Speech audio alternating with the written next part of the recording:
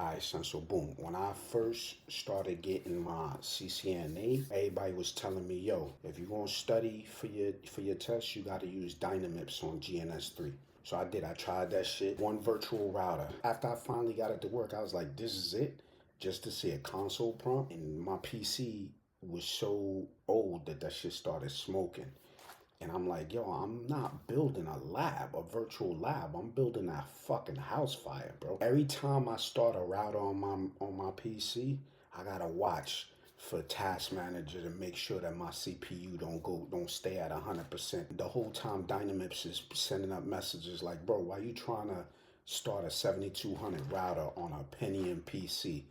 And I'm like, bro, I'm just trying to configure an IP address, man. And you couldn't try to add a second router to Dynamips because your computer would just give up and die. And if you come from back in the day, you know Cisco equipment was expensive as fuck, yo.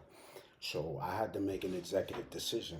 I was like, how am I gonna get this shit, man? I kept thinking about it every day, and I was like, yo, let me just go back to what I know, stealing shit. And I did.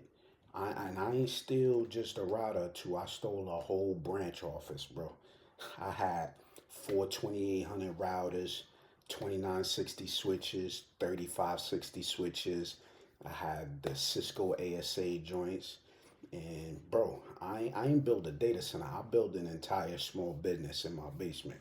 And every time I went to study in that shit, I would turn on that rack and that shit would be like sound like I had a Boeing 757 in my basement, yo. And the lights would just be flickering and shit like that. Just a message to everybody studying for their Cisco shit. Y'all got virtual labs and packet traces and packet trace and all that shit and all of these new virtual shits. But nah, back in the day, I had to risk jail time to get this shit. So